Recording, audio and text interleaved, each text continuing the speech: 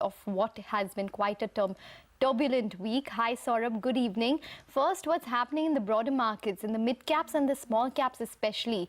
And do you think that with maybe the phase that we went through last year where the mid caps and small caps had run up a lot, we might need to see some more correction of that space for it to possibly be healthy again? Wherever in the market, whether it's large caps, whether it's mid caps, if you have stocks which have run up to 50 times, 60 times earnings, you clearly have grounds for a correction. But what I don't see is a reason for a generalized correction in small and mid caps versus large caps, because as I've said several times in the past, several of the Sensex constituents have fairly profound structural problems, whether they are in the metal sector, the banking sector, the heavy industrial sector. Several of the Sensex companies have profound structural problems, and hence their de-rating is going to be a steady process. So yes, there will be some small and mid caps who have run up too much and they are likely to correct. But I don't see a reason why overall small and mid caps as a class will derate vis-a-vis large caps, given the structural issues that large cap companies face at this juncture in time.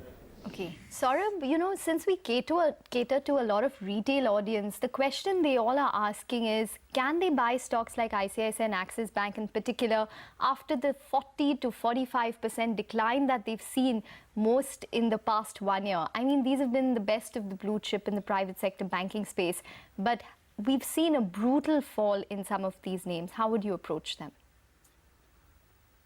So I don't have a compliance sign-off to discuss stocks, but the general point I'll make is it is worth being, I think, careful about exposure to the banking sector at this point in time, given that further asset quality deterioration looks highly likely over the next 2 to 3 quarters. And secondly, given that it's pretty clear that the RBI is putting pressure on the banks to provision more aggressively for their current book of stressed assets. So in the totality, I think the banking sector will face profitability pressures over the next 12 months. And although the profitability pressure will vary from bank to bank, as a sector, I think banking will be challenged, which is one of the reasons why I believe that the Sensex PE multiple will be under pressure, given the heavy weightage in the frontline indices to the banking sector. Okay. Hi Saurabh, thanks so much for joining in. You have maintained for some time now that the Sensex is headed towards 22,000. What are the key factors that are going to drive it there? And do you think we'll get there even if the global markets start to look better? So what really worried us back in the summer, back in July, August, which is when we took the point of view that there's a high probability of the Sensex going to 22,000.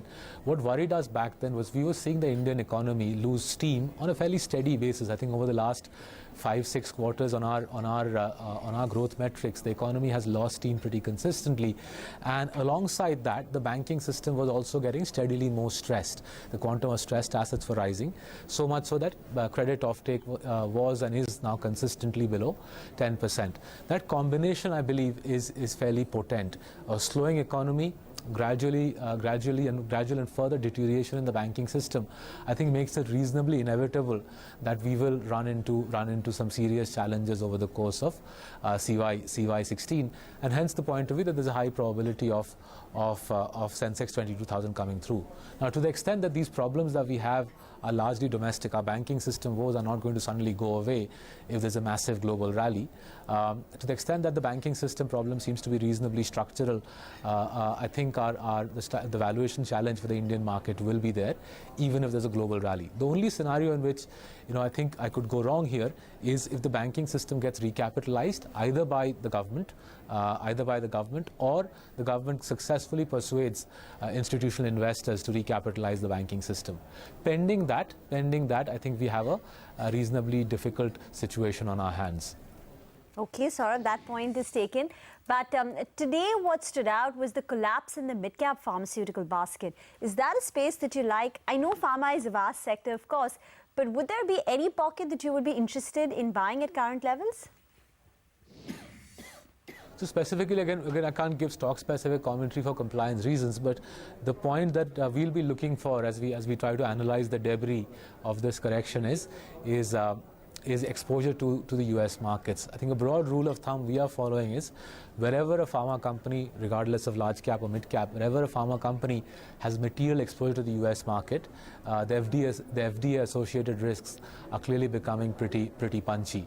The FDA is taking a fairly punitive stance, a punishing stance on Indian practices by pharma companies, and hence wherever a pharma company has heavy regulatory exposure, we are being that much more cautious, that much more circumspect about the company. Okay, final question then, Saurabh. Do you think that we're still in a bull market or are we in the middle or start of a bit of a bear phase for our market? I think where we are, I would say, is we're in the final throes of a correction. The correction clearly began in March last year. We were at 30,000 Sensex last year. We corrected from there to 24,500 odd. My reckoning is there's one more down leg left in this correction, and whilst it's all very difficult to time, my reckoning is in the next 2 to 3 quarters we'll reach that final down leg, and then sometime next calendar year, sometime CY 2017, the economy will start recovering. So typically stock markets bottom out 6 to 12 months before the economy bottoms out, and my reckoning is some stage this year the stock market bottoms out, and next year is when the economic recovery actually begins. I don't really see an economic recovery this year, and hence I think there's one more down leg to this correction that we are currently experiencing. Okay, Saurabh, we're going to leave it on that note. Thank you very much for joining in and talking to us. So that's Saurabh Mukherjea of Ambit saying that maybe we're in the last sort of session of the correction that we've seen that began in March last year. Time for a break now, but still ahead, we'll get you a buzz in the dealing room. Stay tuned.